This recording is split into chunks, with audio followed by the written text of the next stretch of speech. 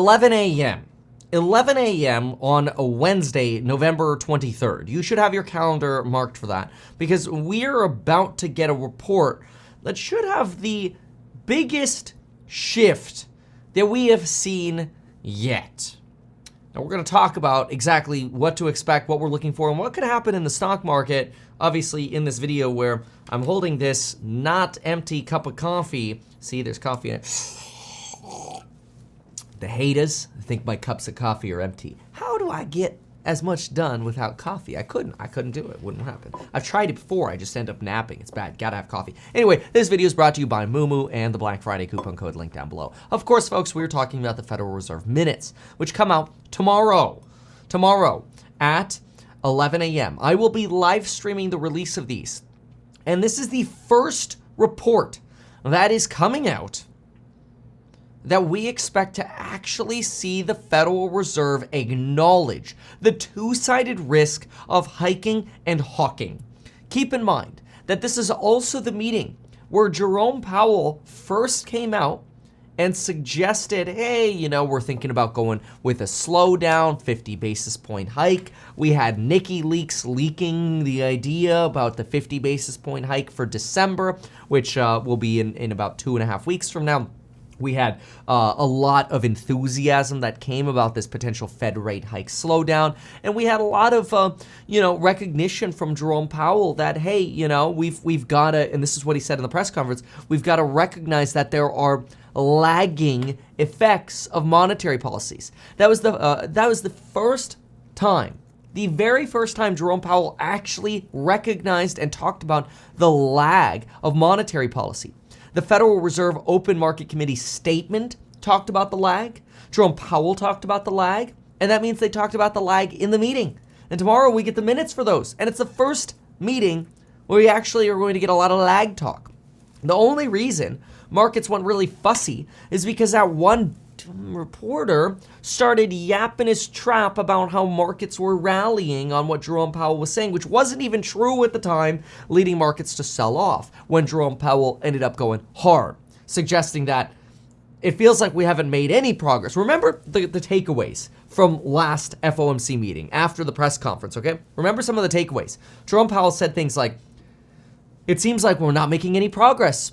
It doesn't seem like things are any better now than they were last year at this time. It doesn't actually seem like we have sustained declines in inflation.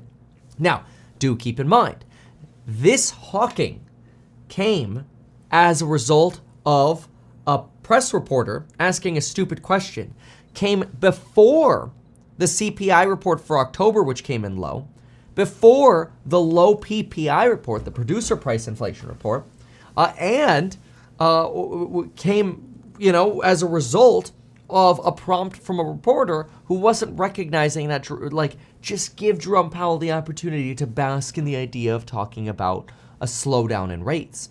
And that's the discussion that we're going to analyze tomorrow in detail.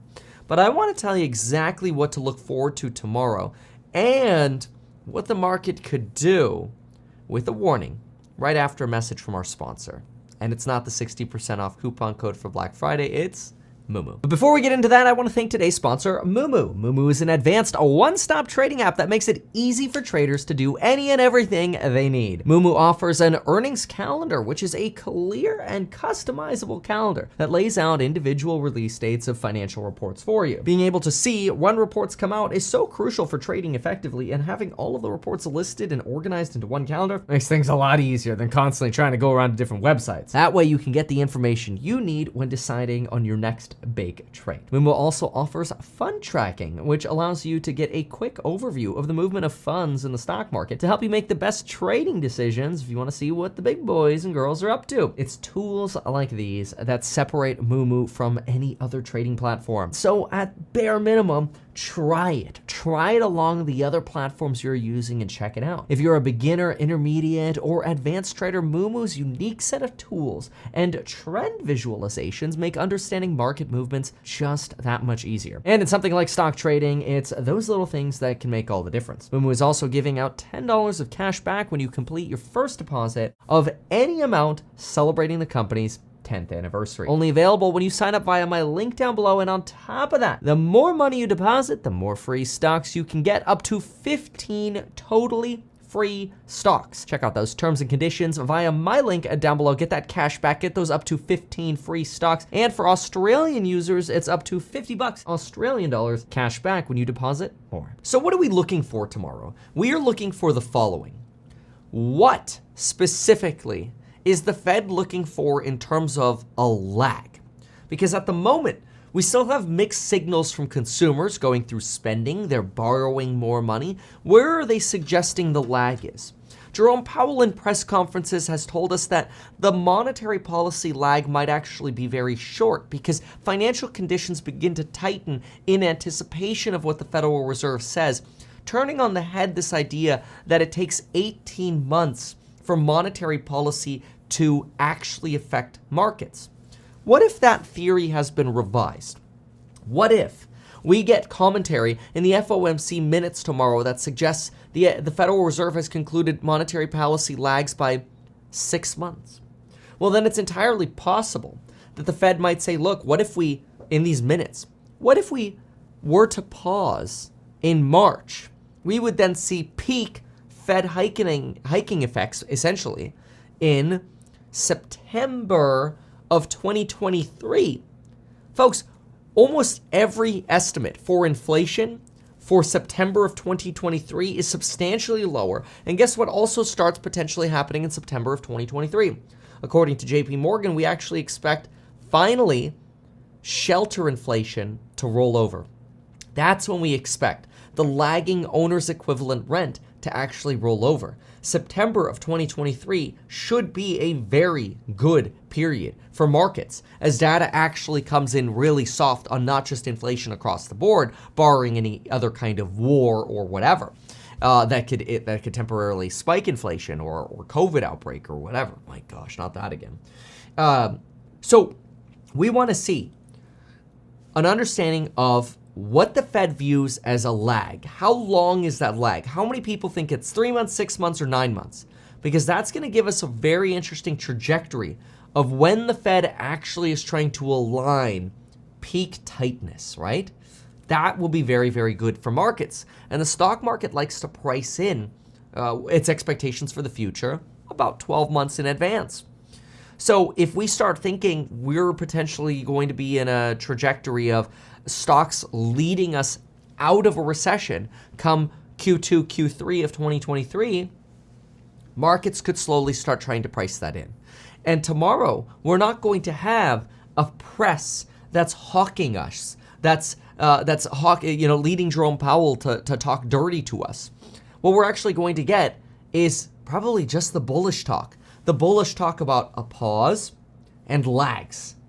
And we want to see how aggressive that talk is, how aggressive the talk of two-sided risks of hawking and hiking are. And I believe we could actually see a decent rally in the stock market between tomorrow, November 23rd, and right before the CPI release next month. Now that's going to be very interesting because that's December 10th. December 10th, we get the CPI release. Sorry, it's actually, the last one was November 10th. I'm sorry. It's December 13th. December 13th. So let me correct myself. So I believe that between now and December 13th, or between this FOMC meeting and December 13th, we could actually have quite a bit of optimism for the market that we really haven't gotten following the CPI and PPI reports. So that means we could have an optimistic tomorrow. Markets are closed Thursday. An optimistic Black Friday and Cyber Monday week. And we probably won't start seeing softness in the market, in my opinion, until about December 8th to 12th, as we prepare for not only the CPI report, but also the FOMC meeting for December. See, markets do not like uncertainty. And what we've noticed for really the past year is markets tend to sell down right before CPI meetings or releases and right before the Fed meetings. So in my opinion, you potentially, and this is the kind of stuff that we're going to be doing a lot of, I think, in the trading challenge, is we'll be playing some options, probably selling calls, selling puts, depending on volatility charts and such, which we'll be doing together in the Stocks and Psychology Money Group. starting next Monday. I believe the week of the 12th through the 16th is going to be very, very tenuous. You probably have very soft inflows the 8th through the 12th as we wait for that CPI report. And then, of course, the Fed meeting. But between now, where we're expecting tomorrow a actually quite bullish and dovish FOMC meeting report, and probably the 7th to 8th, we could actually have a little bear market rally for the next couple weeks, depending on what's said in this FOMC report. So I would prepare for that. I would prepare for a potential bear market rally over the next 2 weeks. It might not come to fruition, but the reason I would prepare for it is I would start thinking to yourself, if it's a bear market rally, what do you want to do? Do you want to use that as an opportunity to get out of margin, to sell some stock that you've over-concentrated into? Does it mean potentially you want to buy the dip today in anticipation of that? Those are things that you want to think of yourself. Obviously, even though I'm a licensed financial advisor, I can't give you personalized financial advice. But I think the biggest broad-based financial suggestion for everyone is get out of margin. Anyway, that's what to prepare for tomorrow. I'm optimistic about it. I'd like to dye my hair green, but we did a vote in the course member section, and it was close, but it was like 45-55 to not dye my hair green. So anyway, I did run a poll, and we will respect that. So cheers to that. Hopefully you join being a course member. If you have questions about custom bundling, send me an email at kevin@meetkevin.com. We'll see you in the next one. Goodbye.